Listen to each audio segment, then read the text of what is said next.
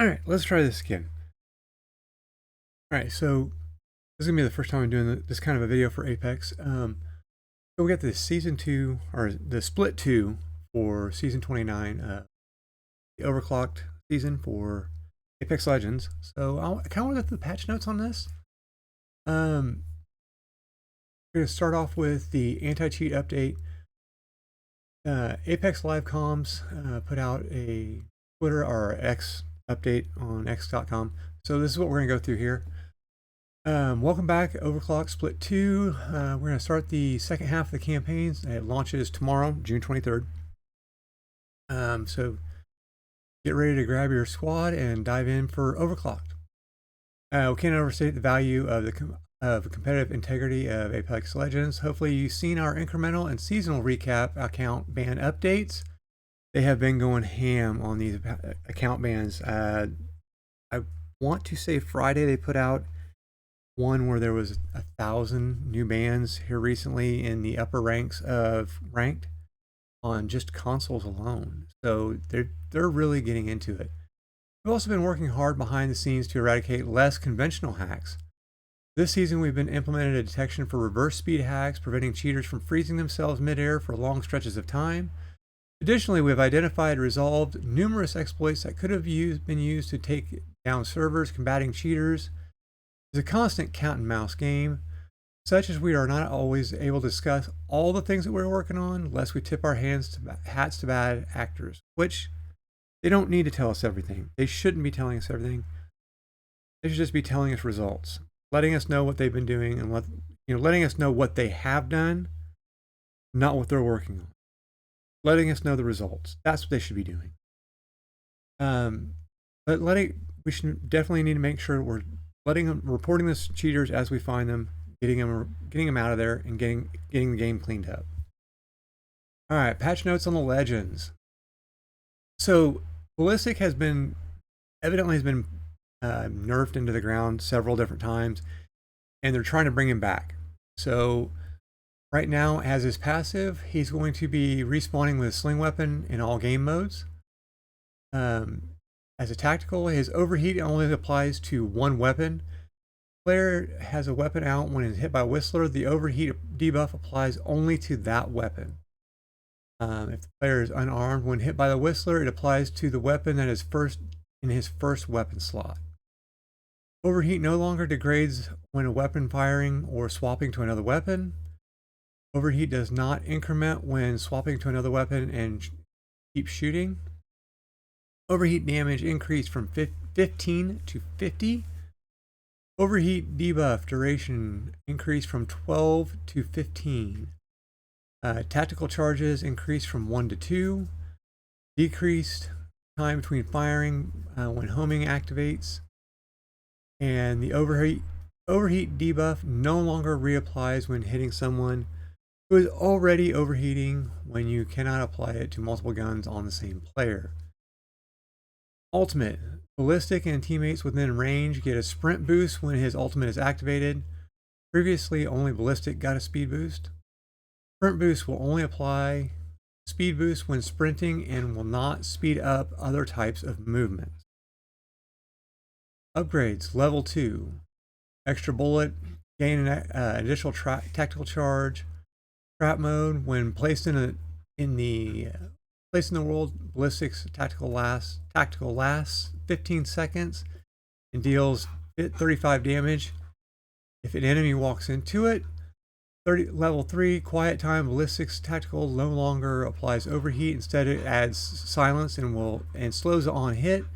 It also it has a longer cooldown.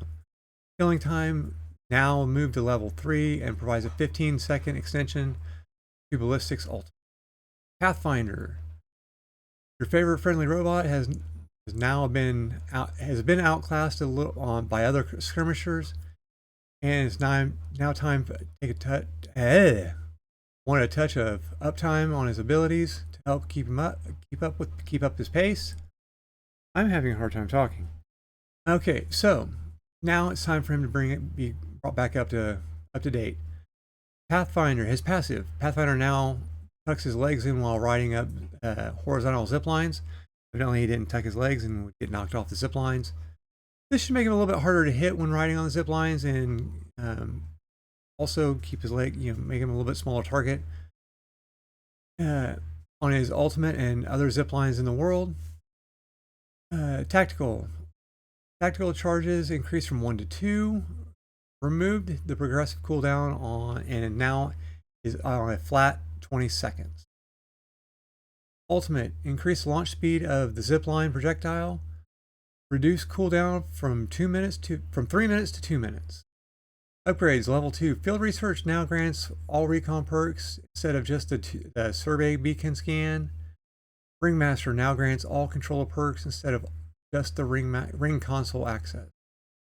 Level 3 landing gear grants more air control and faster recovery from hard landings. This replaces the 2 tactical charges upgrade.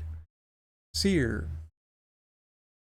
saw a bit of an uptick after his last set of buffs, but has settled back down towards the bottom. He is, however, seeing some play in the higher ranked lobbies, so we know he has potential. So they're just basically focusing on quality of life updates for him on this one. Increases activation speed of his heartbeat sensor, decrease the interval time between heartbeats, decrease activation time of unarmed ADSing, made the delay of when aiming more consistent between the weapon and unarmed. This means the heartbeat sensor will appear at the same time regardless of the weapon you're using. It's tactical, reduce the delay between the launch and hit, improved the slow on hit, and should now halt faster moving legends more effectively. Ultimate, upon deployment, it will there's now a quick 2-second scan of the area, which will highlight any enemy in the area. Enemies that now enter the area after it's deployed will be scanned for 2 seconds. Cloaked enemies will now show footsteps if they are within the ultimate zone. Axel. This is the one that everybody's been wondering about. Axel has undeniably pushed the pace of play. These nerfs, we want to make sure there's what everybody was looking for with these nerfs. We want to target areas that cause the most frustration while staying true to our identity. Okay. This is from the 529 hotfix. So, tactical. Reduced max in-world count from 3 to 2. Reduced HP from 150 to 100. 29.1. Tactical, passive to tactical. Knocked players can no longer slide across zip codes from Axel for a while under the effect of the nitro gate. They can still boost though through a nitro gate, but once the effect times out, they will slow down accordingly. Basically, you're not going to slide across the map on the nitro gate even when you're knocked. Upgrade super slider. Upgrade no longer grants a second tactical charge. Instead, it now grants nitro gate 5-second cooldown reduction, +1 max in world count. Ultimate kickstart now displaces victims on a parabolic arc instead of their velocity of momentum of impact, instead of straight up. Basically, that takes, instead of the drone throwing them straight up in the air and then straight down, it will throw them in the direction that they were already running. Reduced enemy highlight duration slightly to a better match stun duration. Mad Maggie. Maggie is a bit of a nerf in this one. A little bit, not too bad though. Increased cooldown from 22 to 28 seconds on her tactical. The ultimate speed boost granted from running on the pucks dropped by the wrecking ball has been replaced by a sprint boost. Will no longer speed up all movement when sprinting. Valkyrie is becoming one of the top picked legends, and we are making minor adjustments to help assuage frustrations and manage her climbing. Pick rate, we understand that this doesn't address all aspects of her kit that are strong. They're just making some adjustments and that's necessary changes. Basically, remove the recent improvement which allowed her to land faster from skydiving.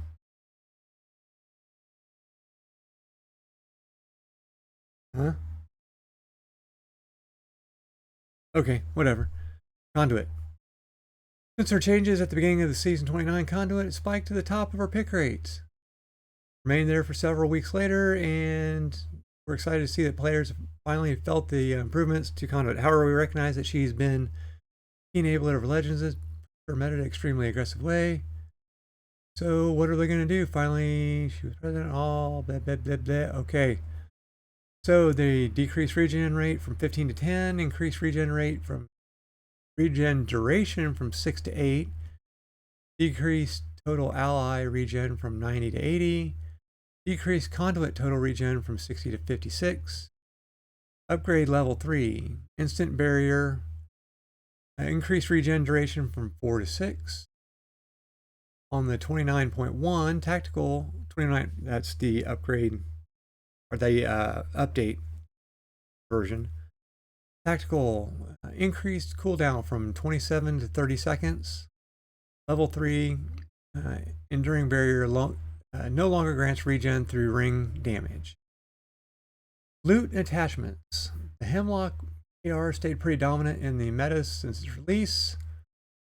Even though a few rounds of adjustments, its damage per magazine has always been pretty generous, so following changes aim to tone down the dominance in the higher tiers, which sucks because I love the Hemlock. I love it. Hemlock Breach AR. White magazine reduced from 21 to 20. Blue magazine from 24 to 22. Purple and gold magazines from 27 to 25. Bite me. EVA 8. Small increase in handling speed. Mozambique. Small increase in handling speed. Okay, those aren't really bad. Locked hop-ups. We're introducing new hop-up and juggling around another. Okay. Executioner. Available on Peacekeeper and Mastiff. Knocking the enemy with the weapon grants 50 shield regeneration over 10 seconds, 375 points to unlock. Dual Shell, removed from Mastiff. Disruptor Round, removed from Peacekeeper. Graffiti Mod, removed from Longbow, DMR, Wingman, and Mozambique, added to Flatline and Bolt. Okay, I guess those are just fun things to do. Dead note, while it's been a while since Nemesis has seen some updates from us, so it's time. Turbo Nemi has arrived. Weapon has become fully heated after 2 bursts, allowing it to fire at its maximum fire rate, which is quicker. Turbocharger. Added to the Nemesis, 600 points to unlock. Okay. Maps. This splits map rotations are as follows. Hub, Storm Point, World's Edge, and Kings Canyon ranked. Storm's Point, World's Edge, and E District. Mixtape. I will let you go ahead and read mixtapes. Don't know. Those seem like they're fairly solid map rotations for mixtape. I don't play mixtape, so I don't know. I can. Wildcard. Following the positive reception to map rotations in the Power Trip event, we decided to add weekly map rotations to Wildcard. I have a question about Power Trip and a couple other things. Maybe you guys can comment and respond to me about, because I have questions about events, because this guy right here, new to Apex. So this is new content for me. Yeah. Wildcard, Broken Moon Wildcard. So 6/23 to 30th. We've added the map rotations to Wildcard, Olympus Wildcard, Kings Canyon Wildcard. Okay, so that's what they're gonna add. Ranked, and then here are your rank ladder splits that are coming. Basically the weekends of July, August. Yep. Removing champion squad screen, which, okay, come on. If we're on during rank. Okay, we don't need to see the champion squad from the previous one, because it's only going to have one champion from the previous squad. Especially if you're playing solo queue. Really don't need to see it. Who cares? I really don't care. Bug fixes. I have one that I wish they would add. Anybody else besides me getting the bamboozled audio? I hate it. It sucks. Um, Bug fixes. Fix an issue where bots would never loot weapons. Bots will now loot weapons a few seconds after landing. Fix the beam saber being partially visible while cloaked from Mirage Revive. Deathbox respawn bug fixes. Players won't get stuck in respawn under low geometry. Deathbox attachment exploit fixed. Pop-up weapons are properly restored when a player is respawned from Deathbox. Beacon respawn bug fixes. Akimbo weapons are restored properly. Weapon bug fixes. Fix issue where Bocek, Rampage, Sentinels sometimes would not be energized while infinite ammo is active. Okay, fix an issue where gold shotgun bolts not properly apply fire rate. Increase when double tap trigger was enabled. Okay, I can understand that one. Car gold magazine now reloads while stowed, as intended. Legend bug fixes. Axel's jump gate upgrade now respects the movement ability of keybind properly. Okay. Added improper voice lines for pinging Axel's abilities in world. Most objects no longer be attached to Axel's kickstart drone. Fix ballistics tactical not affecting an enemy while hit or hit while healing. Fix an issue with Mad Maggie's wrecking ball bouncing off cloaked enemies without knockback or damage. Yeah, that's kind of dumb. Fix a bug causing a crash out on startup for some PlayStation and Nintendo players when loading local save data. I have not experienced that on PlayStation, or I haven't played it on Nintendo, so I couldn't tell you. But I do play on Xbox and PlayStation, and I have not experienced that on PlayStation. Quality of life. Let's see here. Updated the Bocek's first-person arrow effects. Map, storm point. Out of bound timer now appropriate triggers at on 10+ spot across map. Address several collision locations to improve movement and gameplay flow. Adjusted lighting across multiple zones to improve readability. World's Edge. Fix exploits. Allowed Alter to access unintended areas across using her abilities. Damn it, I'm Alter main and I didn't know that. Damn, I feel bad now. Anyway, Kings Canyon. Out of bounds timer now appropriate triggers in multiple spots and around popular POIs. I'm just kidding about using an exploit with Alter. I try not to use exploits or cheats at all. I don't use cheats at all, but using exploits, if I find one, I try to report them and make sure that I don't use them. E-District. Out of bounds timer now appropriately triggers on several spots across popular POIs. Address popular cases where Alter could use her abilities to reach unintended locations. Again. Improved audio, improved lighting in key areas to improve gameplay readability. Audio, Deathbox respawn in progress, sound increased in volume. An audible radius for enemies. Shut up, that sucks. Adjusted the volume of Fuse's mythic skydive trail in response to community feedback.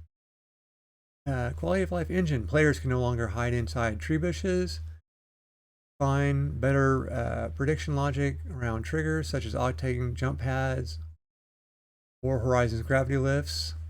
Graphics. Implemented a new fix to address frame rate hitching banner cycles.